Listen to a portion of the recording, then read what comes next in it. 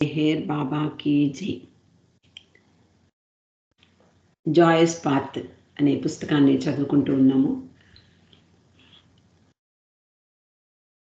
Blue bus tours గురించి మణి తన డైరీల్లో వ్రాసినటువంటి విషయాల్ని చదువుకుంటూ ఉన్నాం.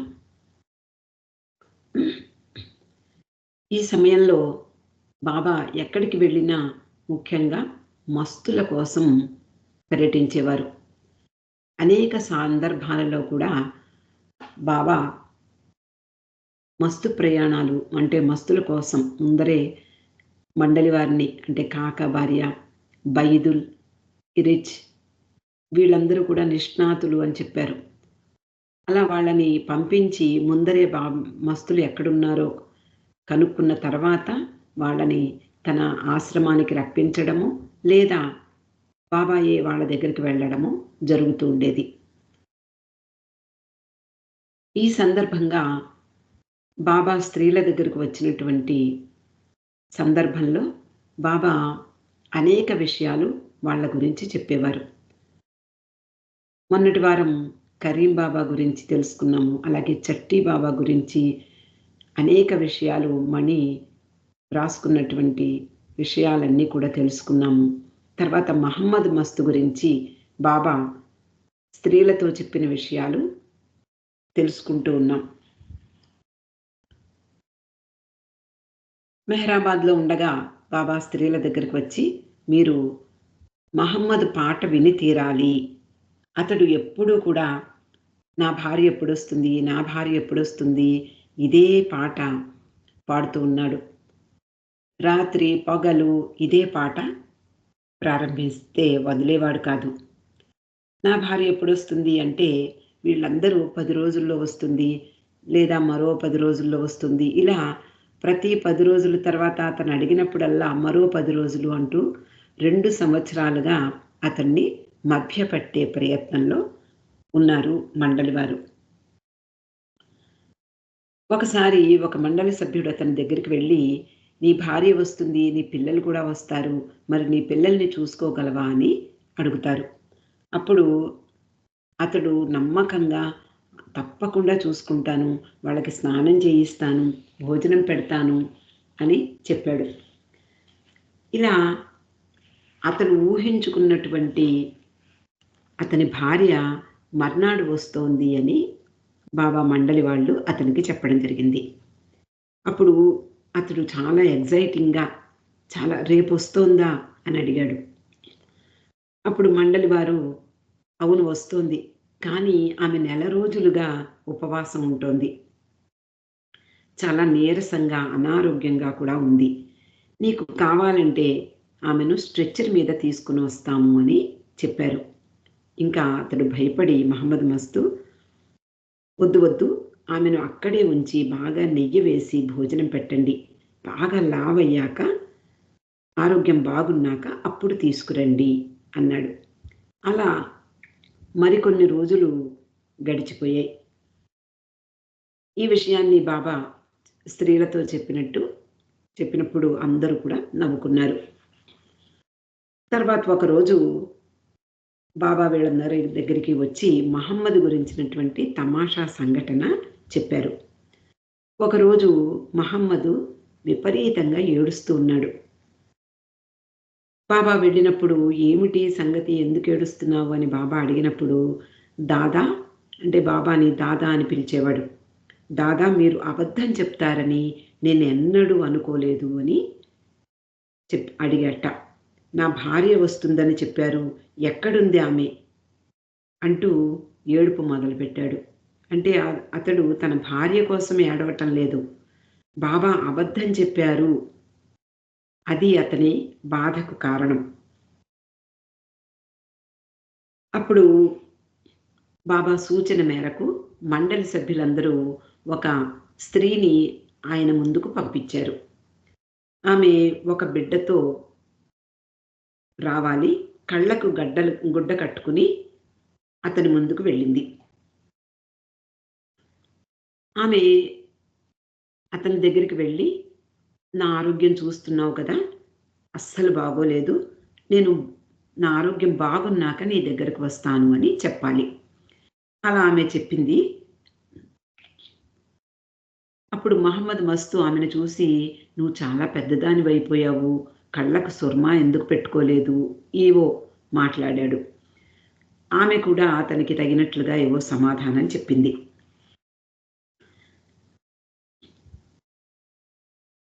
ఆ తర్వాత ఆమె వెళ్ళిపోయింది. ఆమె గురించి మహమ్మద్ మస్తు పూర్తిగా మర్చిపోయాడు. అక్కడ ఉండే గులకరాళ్ళని ఏరుకుంటూ ఎప్పుడు మహమ్మద్ మస్తుకి అది అలవాటు. అలా ఉండేవాడు. ఇంతకీ తర్వాత జరిగిన విషయం ఏమిటి అంటే, బాబా అబద్ధం చెప్పలేదు. నా భార్య నిజంగానే వచ్చింది, కానీ అనారోగ్యంతో ఉంది అనే విషయాన్ని అతడు గ్రహించాడు. దాంతో అబద్ధం చెప్పలేదని అతడు సంతృప్తి పొందాడు. బాబా అంటారు, అతడు పసిబిడ్డ వంటివాడు. అంటే అందుకనే మస్తులంటే బాబాకు చాలా ఇష్టం. పసిబిడ్డ వంటివాడు. అలా పసిబిడ్డలా మారనిదే మీరు మార్గంలో అడుగు పెట్టలేరు అని స్పష్టం చేశారు. తర్వాత మరోసారి మెహరాబాద్లో ఉండగా బాబా మహమ్మద్ మస్తు గురించినటువంటి విషయం చెప్పారు. అందరికీ గొప్ప వార్త ఏమిటి అంటే, మహమ్మదు ఈరోజు నాకు నా భార్య అక్కర్లేదు, ఆమె ఎప్పుడూ అనారోగ్యంతో ఉంది, ఏదో లోపంతో ఉంది, దానికి బదులు నాకు ఒక నెమలినివ్వండి బాబా అన్నట్ట. నేను మీ పీకాక్ని, మీ నెమలిని, మరి నా నెమలి ఏది అని అడిగి నెమలిలా శబ్దం చేయసాగేట. ఇంకా అక్కడితో తన భార్య గురించినటువంటి విషయం పూర్తిగా అతడు మర్చిపోయాడు. అలాగే బాబా ఎక్కడికి వెళ్ళినా ఈ మస్తు పర్యటనలు, అంటే మస్తుల కోసం చుట్టుపక్కల ప్రాంతాలకు వెళ్ళి వస్తూ ఉండేవారు. అలా తిరిగి వచ్చిన తర్వాత స్త్రీల దగ్గరకు వచ్చి బాబా ఆ విషయాలన్నీ కూడా, అంటే మస్తు పర్యటనలో వాళ్ళు పడినటువంటి కష్టాలు, వీటిని గురించి కూడా బాబా చెప్తూ ఉండేవారు.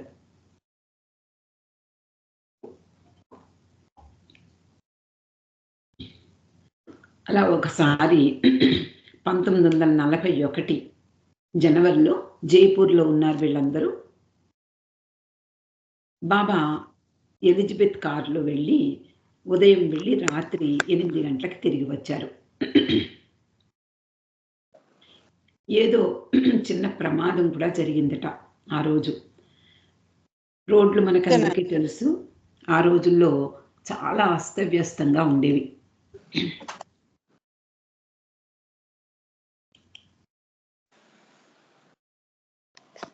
రోడ్లన్నీ కూడా బాగుండేవి కావు. అలాంటి ప్రయాణాలు చేస్తూ ఉండేవారు. చాలా కష్టంగా కూడా ఉండేది. చిన్న చిన్న ప్రమాదాలు కూడా జరుగుతూ ఉండేవి.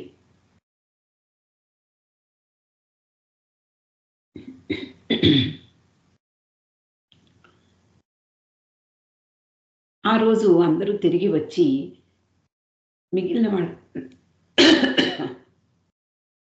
మిగిలిన వాళ్ళతో చెప్పారట. ఆ రోజు చాలా ఒక అద్భుతం జరిగింది. అద్భుతం జరగడం వలన మేమందరము క్షేమంగా తిరిగి వచ్చాము అని చెప్పారు.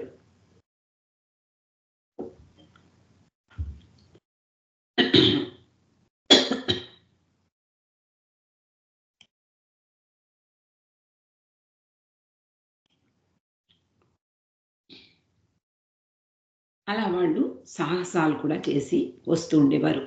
ఆ రోజు 5 మస్తుల్ని చూశారు. 4 బాబా దగ్గరగా వెళ్ళి వాళ్ళని స్పృశించారు. అందులో ఒక మస్తు 50 సంవత్సరాలుగా ఒకే ప్రదేశంలో ఉంటున్నాడు. అతడి దగ్గరికి వెళ్లే ముందు కారు దిగబడిపోయింది. ఎండలో బాబా 2 మైళ్ళు నడిచి వెళ్ళవలసి వచ్చిందట. మరో మస్తు కొంచెం దూరంలో ఉంటాడు. ఆ చుట్టుపక్కల ప్రాంతాల్లో ఉండేటటువంటి వాళ్ళందరికీ అతని గురించి బాగా తెలుసు. అతడు బాబాని చూడగానే అక్కడ నుండి లేచి ఏడుస్తూ బాబాజీ బాబాజీ అంటూ బాబా దగ్గరికి వచ్చాడు.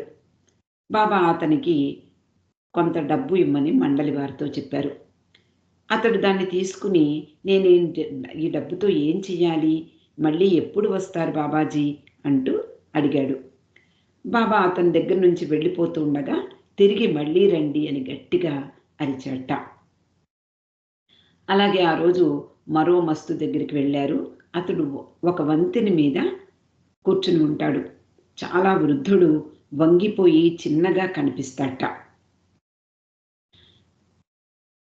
బాబా ఆ మస్తు కొరకు వెడుతుండగానే మళ్ళీ కారు దిగబడిపోయింది. అది ఎడారి ప్రాంతం. అక్కడ కొంతమంది ఉన్నప్పటికీ కూడా ఆ కారుని బయటికి లాగలేకపోయారు. మరో మస్తు పర్యటన గురించి మణి చెప్తోంది. జైపూర్లో ఉండగానే బాబా అక్కడ నుండి బయలుదేరి ఢిల్లీ, బెనారస్, కలకత్తా, పూరి, వాల్తేర్, మెడ్రాస్ మీదుగా రామ్నాథ్, అలాగే చందా నాగపూర్ అక్కడికి వెళ్ళి మళ్ళీ తిరిగి ఢిల్లీ వచ్చి తిరిగి జైపూర్ రావడం జరిగింది. ఇది పెద్ద పర్యటనగా మనకు కనిపిస్తోంది. అంటే జైపూర్ నుండి ఈ దక్షిణాన ఉన్నటువంటి రామ్నాథ్, చందా నాగపూర్, అలాగే చెన్నై ఇవన్నీ తిరిగి వచ్చారు. ఆ సమయంలో బాబా ప్రతి రాత్రి రైల్లోనే గడిపేవారట. లక్నో ప్రవేశించగానే అక్కడ అల్లర్లు చెలరేగాయి. అలాగే కలకత్తాలో కూడా అల్లర్లు జరుగుతుండేటటువంటి సమయం అది. దక్షిణాన ఉన్నటువంటి రామ్నాథ్, మెడ్రాస్ ఇలాంటి ప్రదేశాలన్నీ కూడా చాలా వేడిగా ఉన్నాయి. రాత్రిళ్ళు రద్దీగా ఉండేటటువంటి 3వ తరగతి కంపార్ట్మెంట్లో ప్రయాణం చేస్తూ ఉండేవారు. పగలు మస్తుల కోసం వేట. మెడ్రాస్ నుండి కారులో బయలుదేరి ఈ రామ్నాథ్ అనే ప్రాంతానికి వెళ్ళారు. 2 రోజులు ప్రయాణం చేశారు కారులో.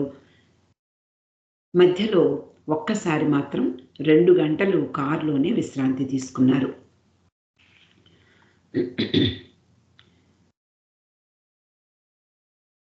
తిరిగి ప్రయాణించి రామ్నాథ్ వెళ్ళారు.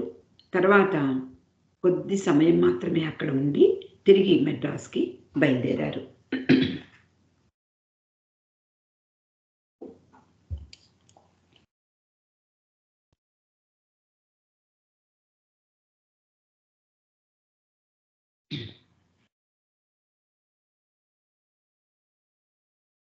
అలా తిరిగి వచ్చి ఆ సంగతులన్నీ కూడా స్త్రీ మండలి వారితో చెప్పారు బాబా.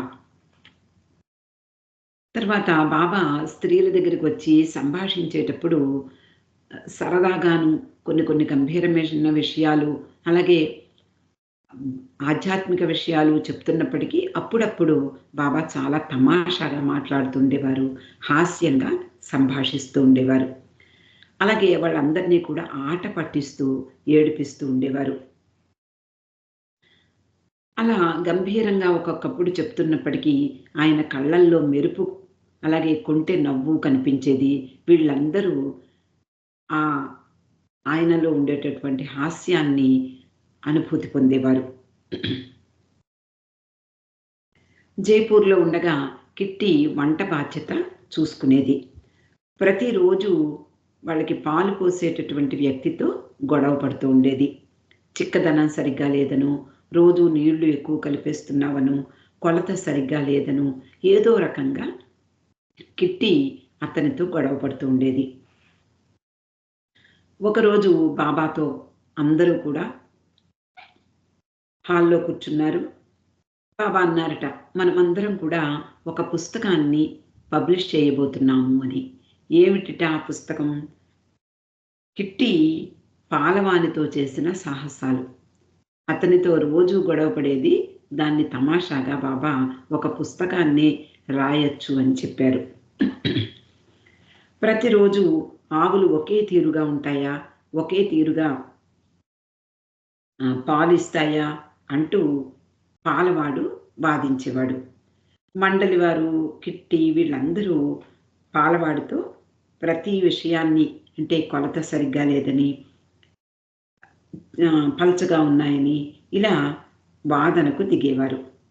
అప్పుడు ఆ పాలవాడు విసిగిపోయి బాబా వైపు చూసి, "నువ్వొక్కడివేనయ్యా ఇక్కడ మంచివాడివి, నోరు లేదు పాపం నీకు" అన్నట్ట.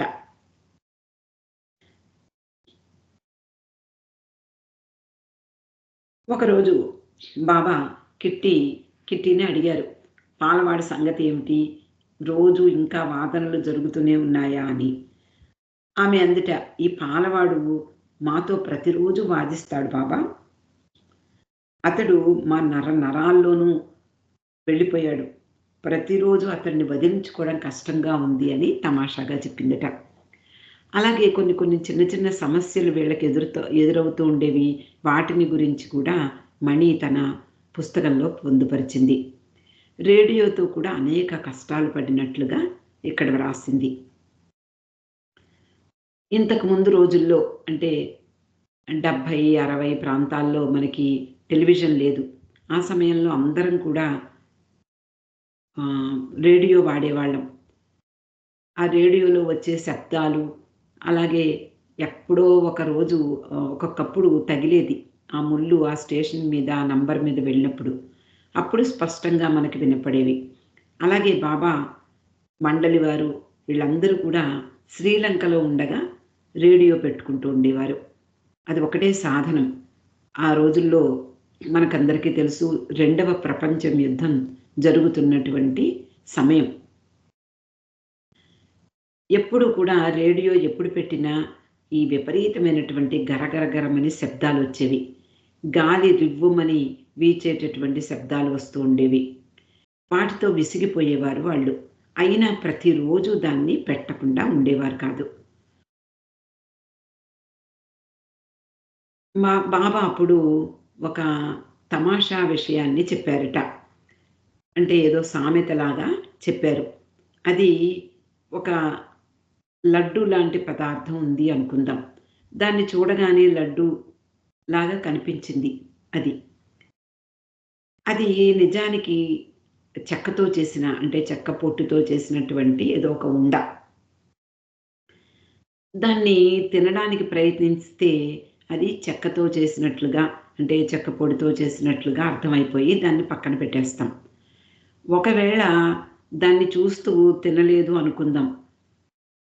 తినకపోయినా బాధ తప్పదు. ఏమిటట ఆ బాధ? అది నిజమైన లడ్డు అని భావించారు అందరూ కూడా. అయ్యో! తినలేకపోయామే, దాన్ని మిస్ అయిపోయామే అనే బాధ కూడా ఉంటుంది. అలా ఈ పనికిమాలినటువంటి ఈ రేడియోతో రోజు అవస్థ పడుతున్నాము అని దానికి ఉపమానంగా ఈ విషయాన్ని చెప్పారు. ఒకరోజు బాబా రానోని రేడియో పెట్టు అన్నారు. అది ఎలా పలుకుతుందో తెలుసు. ఎప్పుడైనా ఒక చిన్న మాట వినపడేది.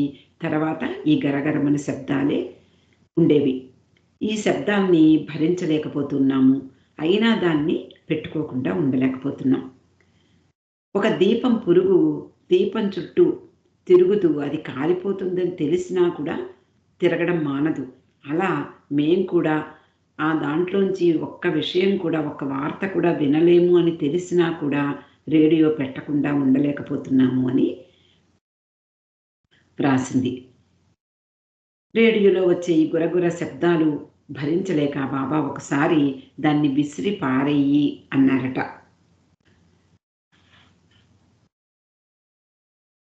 1941 సంవత్సరం బాబా యొక్క ఏకాంతవాసం గురించి మణి ప్రస్తావించింది. 4వ పర్యటన అయిపోయింది.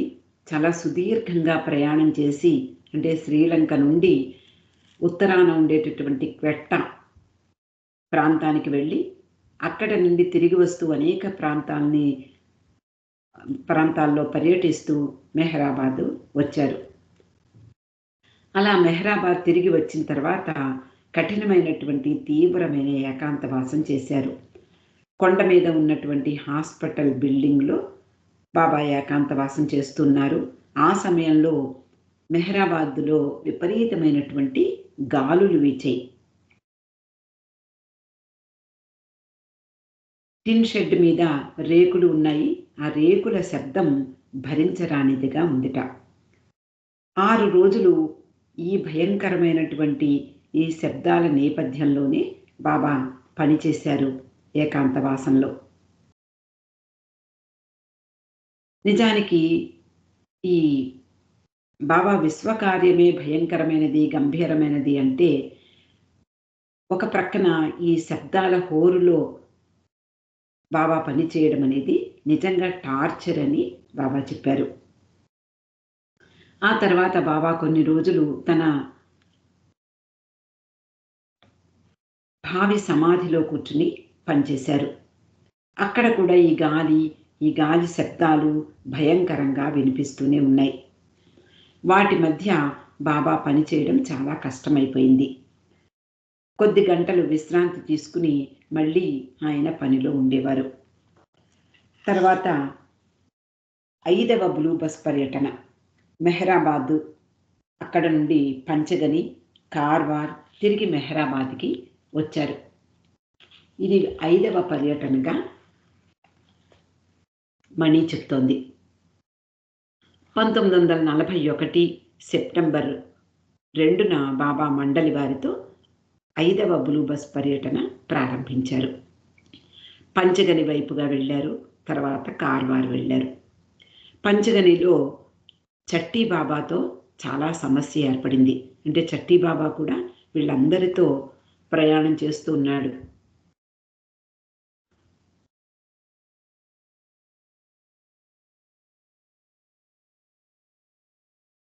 ఆ సమయంలో చట్టి బాబాతో అనేక సమస్యలు ఎదురయ్యాయి. ఆయన ఒక్కొక్క రోజు చాలా కోపంతో ఉండేవాడు. ఒక్కొక్క రోజు తినేవాడు కాదు.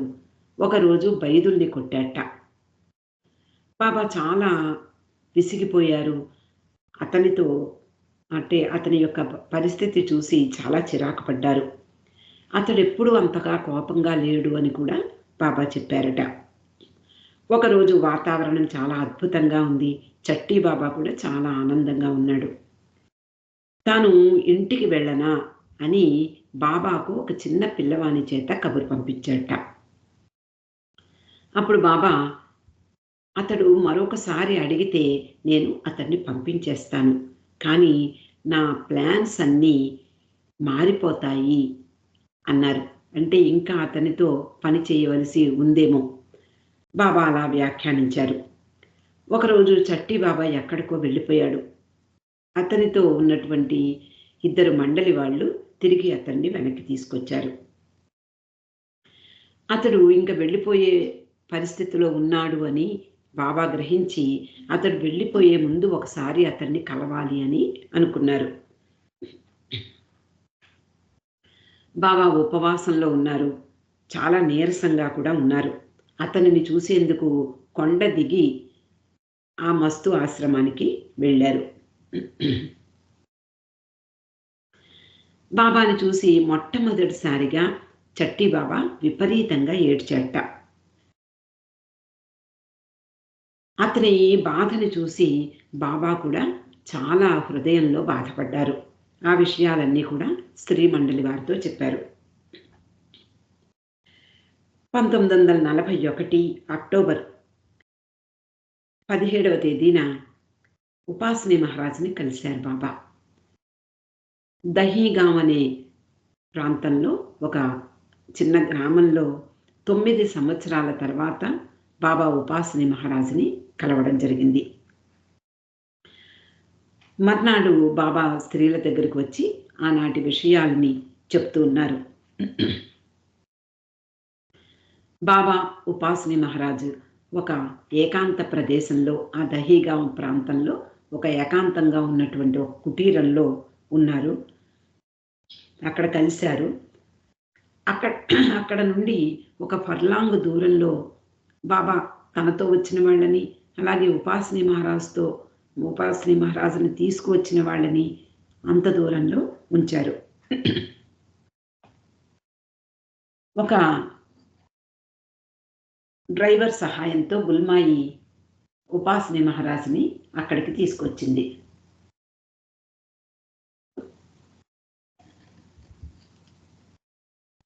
ఈ కుటీరానికి బయట ఒక ఫర్లాంగు దూరంలో వీళ్ళందరూ కూడా నిలబడి ఉన్నారు. బాబా, ఉపాసిని మహారాజ్ అక్కడ ఉన్నటువంటి ఒక కుటీరంలో సమావేశమయ్యారు. బాబా ఉపాసిని మహారాజ్ దర్శనం చేసుకున్నారు. వెంటనే ఉపాసిని మహారాజ్ చంటి పిల్లవాని వలె గట్టిగా రోదించాట. అలా ఇద్దరు కూర్చున్నారు. ఆయన యుద్ధం గురించి, బాబా మౌన విరమణ గురించి అరగంట సేపు మాట్లాడాడు. ఆ తర్వాత బాబా నేను వెళ్ళాలి అని చెప్పారు. అప్పుడు ఆయన ఒక్క 5 నిమిషాలు ఆగు, మనం ఇంకా కలుసుకోబోవటం లేదు, నీకు ఎంతో మందిని అప్పగిస్తూ ఉన్నాను, అలాగే నా పనిని శక్తిని కూడా నీకు అప్పగిస్తున్నాను అని బాధపడుతూ చెప్పాట ఉపాసిని మహారాజ్. అలా చెబుతూ 2 చేతులు జోడించి బాబాకు నమస్కరించాడు. అది చూసి బాబా కూడా చాలా కరిగిపోయారు. ఆయన హృదయం ద్రవించింది. అలా వాళ్ళిద్దరూ ఒక ఫర్లాంగు దూరం నడిచి వెళ్ళారు. బాబా చప్పట్లు కొట్టగానే బయట ఉండేటటువంటి వాళ్ళందరూ కూడా లోపలికి వచ్చారు. బాబాకు అలాగే ఉపాసిని మహారాజుకు దండలు వేశారు, ఫోటో తీశారు. అలా వాళ్ళిద్దరూ నడుస్తూ వెడుతూ ఉండగా ఒక ఫోటో తీశారు. అది నాకు చాలా ఇష్టము అని బాబా చెప్పారు. బాబా స్త్రీ మండలి వాళ్ళందరితో ఈ విషయాన్ని చెప్పారు. ఏమిటి అంటే 1942 ఫిబ్రవరి 15 తర్వాత నేను ఏ రోజైనా మాట్లాడతాను. నేను మీకేమీ ముందర చెప్పకుండానే నేను నా మౌనంని విరమిస్తాను. అలాగే మహారాజు కూడా కొద్ది రోజుల్లో శరీరాన్ని విడిచిపెడతాడు. అది ఆ సమయం అలా జరిగిపోతుంది. కానీ నేను మీకు ముందు అనౌన్స్ చేయకుండానే మౌనాన్ని విరమిస్తాను. 1 గంట ముందు కూడా మీకు తెలియదు అని చెప్పారట ఆ రోజు. అలాగే భవిష్యత్తులో నేను అనంతమైనటువంటి బాధను అనుభవించాలి, భౌతికంగా కూడా అనుభవించాల్సి ఉంది అని ఆ రోజు బాబా చెప్పారు. తర్వాత పంచగని నుండి 5వ పర్యటనలో భాగంగా వీళ్ళందరూ కార్వార్ వెళ్ళారు. ఆ ప్రాంతం అంతా కూడా చాలా ఆహ్లాదంగా ఉంది. వాళ్ళందరూ ఒకరోజు బాబాతో ఆ సముద్రపు ఒడ్డున బీచ్లో నడుస్తూ ఉండగా మణి, కేటి ఇద్దరు మాట్లాడుకున్నారు. గుసగుసగా చెప్పుకున్నారు. ఏమిటి అంటే ఇక్కడ ఈత కొడితే బాగుంటుంది అని. కానీ వాళ్ళిద్దరికీ ఈత రాదు. బాబా వెనక్కి తిరిగి ఏంటి మాట్లాడుకుంటున్నారు అని అడిగారు. ఈత గురించి అనగానే ఎలా కొట్టాలో నేర్చుకుంటారా అని అడిగారు. ఇద్దరు వెంటనే ఎస్ బాబా అన్నారు. అప్పుడు బాబా ఈ సముద్రం భయంకరంగా పెద్ద పెద్ద అలలు కూడా లేవు, నేర్చుకునేందుకు ఇది మంచి ప్రదేశం అని చెప్పి మెహ్రా కనుక ఈత నేర్చుకుంటే నేర్చుకోండి, లేకపోతే లేదు అని చెప్పారు. వీళ్ళిద్దరూ అంటే ఈత నేర్చుకోవాలనే ఉద్దేశంతో మెహ్రాని బ్రతిమలాడుతూ ఎస్ చెప్పు ఎస్ చెప్పు అంటూ అడిగారు. ఇంకా వీళ్ళిద్దరూ అనగానే మెహ్రా కూడా ఎస్ అంది. మార్గరెట్ వాళ్ళ ముగ్గురికి ఈత నేర్పసాగింది. మొదట నిజానికి ఈత నేర్చుకోవడానికి మొదట వాళ్ళు నేల మీదే పడుకుని స్ట్రోక్స్ ఎలా ఇవ్వాలో నేర్చుకోవాలి. అంటే కాళ్ళు చేతులు నీటిలో ఎలా కదిలించాలో నేర్పింది. తర్వాత సముద్రంలో దిగి మార్గరెట్ ఒక్కొక్కళ్ళకి ఎలా ఈత కొట్టాలో ఎలా స్ట్రోక్స్ ఇవ్వాలో నేర్పసాగింది. కొన్ని రోజులు ఇలా ఈ కార్వార్ ప్రాంతంలోనే ఉన్నారు. ఒకరోజు బాబా వీళ్ళ దగ్గరికి వచ్చి ఎలా ఈత కొడుతున్నారో రేపు నేను చూస్తాను అని చెప్పారు. అందరూ కూడా 10 స్ట్రోక్స్ ఇవ్వాలి. ఆ తర్వాత ఇంకా స్విమ్మింగ్ గురించి మర్చిపోండి అన్నారు. ఆ రోజు వచ్చింది. బాబా తీరంలో నిలబడి ఉన్నారు. ఒకరి తర్వాత ఒకరు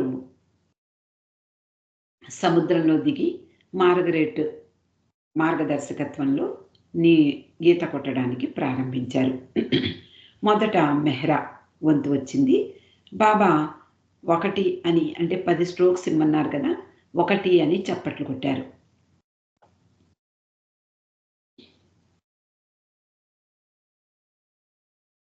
మెహ్రా ఈత కొట్టడం ప్రారంభించింది.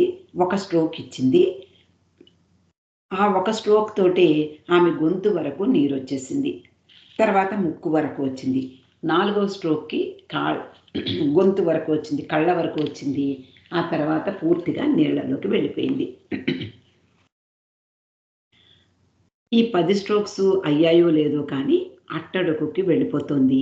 అందరూ కలిసి ఆమెను పైకి లాగారు. బాబా వెరీ గుడ్ అన్నారు. తర్వాత కేటీ వంతు. అలాగే జరిగింది. ఆమె కూడా స్ట్రోక్స్ ఇవ్వలేకపోయింది. బాబా మంచిదే, బావుంది అని బయటికి వచ్చేయన్నారు. కానీ పాపం మణి వంతు వచ్చేసరికి బాబా మొదటి స్ట్రోక్ ఇవ్వడానికి చప్పట్లు కొట్టగానే కిందకి వెళ్ళిపోయింది. ఒక్క స్ట్రోక్ కూడా ఇవ్వలేదు. బాబా ఏమైంది అని అడిగితే మార్గరెట్ మణి పొడవైనటువంటి కాళ్ళు బ్యాలెన్స్ అవ్వటం లేదు బాబా అని చెప్పింది. బాబా అన్నారు, మణి కనీసం కొన్ని స్ట్రోక్స్ అయినా ఇవ్వగలగాలి. అలా ప్రాక్టీస్ చేయించమని చెప్పారు. అందువల్ల మర్నాటి నుండి మణి 2 రోజులు రానో తోటి, మార్గరెట్, అలాగే కిట్టి వీళ్ళందరూ ఆమెకు నేర్పారు. అయినా కూడా ఫలితం లేకపోయింది. చాలా కాలం తర్వాత చివరకు ఎలాగో ఈత నేర్చుకుంది. ముఖ్యంగా హైదరాబాద్‌లో జూబ్లీ హిల్స్ ప్రాంతంలో ఉన్న ప్రదేశంలో ఈత కొలనులో ఈత కొట్టేది. అలా వీళ్ళు ముగ్గురు మంచి ఈతగాళ్ళయ్యారు అని చెప్పి రాసింది. చివరకు పాతదైపోయింది. బ్లూ బస్ పర్యటన కూడా ముగింపుకొచ్చింది. ఈ బ్లూ బస్‌కి, ఈ పాతదైపోయినటువంటి ఎందుకు పనికి రాకుండా పోయినటువంటి ఆ బ్లూ బస్‌కి అందరూ గుడ్ బై చెప్పేశారు. అలా బ్లూ బస్ టూర్స్ ముగిసాయి. తర్వాత తర్వాతి పర్యటన కూడా చిట్ట చివరి పర్యటనగా మణి రాసింది. మెహ్రాబాద్ నుండి డెహ్రాడూన్ వెళ్ళారు. ఋషికేశ్ వెళ్ళారు. అక్కడ నుండి మెహ్రాబాద్‌కి, తర్వాత లోనావాలాకు వెళ్ళారు. మణి తన డైరీలో చిట్ట చివరి బ్లూ బస్ పర్యటన గురించి రాసింది. రైల్లో డెహ్రాడూన్ వెళ్ళారు. ఋషికేశ్ వెళ్ళారు. అది 1942 సంవత్సరం. మొత్తం ఆ సంవత్సరం అంతా కూడా ఆ ప్రయాణంలోనే గడిచింది. 1943వ సంవత్సరంలో లాహోర్ వెళ్ళారు. ఈ 1942 సంవత్సరం జనవరి 1వ తేదీన మణి తన డైరీలో రాసుకున్న విషయం ఏమిటి అంటే, మెహ్రాబాద్‌లో చాలామంది సైనికులు విడిది చేశారు. ఫిబ్రవరిలో వీళ్ళందరూ కూడా డెహ్రాడూన్‌లో ఉన్నారు. అక్కడ పర్వత శిఖరాలపై మంచు కురుస్తూ ఉంది. అందరికీ ఆ చలికి జలుబు చేసింది. బాబా మామూలుగానే మస్తుల కొరకు అనేక సార్లు ఆ ప్రాంతంలో, అంటే హిమాలయ ప్రాంతాల్లో ప్రయాణిస్తూనే ఉన్నారు. స్త్రీలందరూ కూడా ఆ పర్వత ప్రదేశాలలో అనేక సార్లు నడిచి వచ్చారు. బాబా మార్చి నెలలో ముందు ముందు నెలల్లో, అంటే ముందు ముందు కాలంలో, రాబోయే కాలంలో సుడిగాలిలాగా మన పర్యటన ఉంటుంది అని చెప్పారు. కొన్ని వారాలు గడిచాయి. మామూలుగానే గడుస్తోంది. అందువలన మణి ప్రతిరోజు సుడిగాలిలాగే ఉంది ఆయన పర్యటన అని రాసుకుంది. యూరోప్‌లోనూ, తూర్పు ప్రాంతంలోనూ యుద్ధం జరుగుతోంది. 1942 మార్చిలో బాబా అన్నారు, జపాన్ కూడా యుద్ధంలోకి దిగబోతోంది. అలా జపాన్ కనుక యుద్ధంలో దిగితే అనేక మంది శరణార్థులు మన దగ్గరికి వస్తారు. వాళ్ళందరికీ సేవ చేయాల్సి ఉంటుంది. ఇది విశ్వవ్యాప్తమైనటువంటి నిస్వార్థ సేవ అవుతుంది. అలాంటి అవకాశం మనందరికీ రాబోతోంది అని చెప్పారట. మే నెలలో అస్సాం, బెంగాల్ ప్రాంతంలో బాంబులు పడినట్లుగా వార్తాపత్రికలలో వార్త వచ్చింది. డెహ్రాడూన్లో ఉండగా బాబా అందరితో మీరు సెల్ఫ్ డిఫెన్స్ నేర్చుకోండి అన్నారు. స్వీయ రక్షణ అంటే వారిని వారు రక్షించుకునేటటువంటి ప్రయత్నం. అలా శిక్షణ పొందండి అని కూడా బాబా చెప్పారట. ఇండియా వశమైతే వారి చేతుల్లోకి అంటే జపాన్ చేతుల్లోకి ఇండియా వెళ్ళిపోతుంది. వాళ్ళల్లోకి అంటే వాళ్ళ చేతుల్లో మీరు పడకుండా మిమ్మల్ని మీరు రక్షించుకునేలాగా మీరు శిక్షణ పొందండి అన్నారు. మార్గరెట్‌ని వాళ్ళందరికీ ఆ సెల్ఫ్ డిఫెన్స్ అనేది నేర్పమన్నారు. ప్రతి సాయంత్రం 6 గంటలకి అందరికీ కర్రలు ఇవ్వబడ్డాయి. వాళ్ళందరూ కర్రలతో ప్రాక్టీస్ చేసేవారు. మార్గరెట్ గైడెన్స్‌లో వాళ్ళందరూ కూడా ఈ స్వీయ రక్షణ అనేది నేర్చుకోసాగారు. మెహ్రా అనేది మార్గరెట్ చాలా మంచి టీచర్. మాకు ఎన్నో మెళకువలు నేర్పింది. కానీ మేము కర్రలతో ప్రాక్టీస్ చేయలేకపోయేవాళ్ళం. ఎందుకు అంటే ఒకళ్ళనొకళ్ళు కొట్టుకుంటామేమోనని భయపడి ఈ పేపర్స్‌ని చుట్టి కర్రలుగా మార్చి పేపర్ కర్రలతోటి ప్రాక్టీస్ చేసేవాళ్ళుట. ఒకరోజు బాబా మార్గరెట్‌ని పిలిచారు. అక్కడ డాంకిన్ కూడా ఉన్నాడు. బాబా వాళ్ళతోటి జపాన్ వాళ్ళు ఉత్తర భారతదేశాన్ని వశపరుచుకునే అవకాశం ఉంది. అందువలన ఎవరిని వారు రక్షించుకునేలాగా అందరికీ శిక్షణ ఇవ్వండి అంటూ ప్రధానమైనటువంటి విషయం మెహ్రా రక్షణ. మెహ్రా రక్షణ కోసం ఆమె కొంచెం రహస్య ప్రదేశానికి వెళ్ళాలి. అంటే ఇంటి పైకప్పు ప్రాంతానికి చిన్న సన్నని మెట్ల గుండా వెళ్ళాలి. మిగిలిన వాళ్ళందరూ కూడా ఇక్కడ కింద లాఠీలతో కాపలా ఉండాలి. ఎవరైనా వస్తే వాళ్ళను ఎదుర్కోవాలి. అలాగే లాఠీలు అందరికీ అందుబాటులో ఉండవు కాబట్టి మిగిలిన వాళ్ళందరూ కూడా కారం, అలాగే మిరియాల పొడి వీటిని సిద్ధంగా ఉంచుకోవాలి. ఎవరైనా శత్రువులు ఎదురైతే వాళ్ళ కళ్ళల్లో కారం కొట్టేలాగా సిద్ధంగా ఉండాలి అని చెప్పారట. నిజానికి బాబా తమాషాగా చెప్పలేదట మార్గరెట్ చెప్పేది. ఇది చాలా సీరియస్‌గానే చెప్పారు. ఖచ్చితంగా అందరూ సీరియస్‌గా ప్రాక్టీస్ చెయ్యాలి అని కూడా మార్గరెట్‌తో బాబా చెప్పడం జరిగిందట. ఇక్కడికి ఈరోజు ముగిద్దామండి. అవతార్ మెహర్ బాబా కీ జై.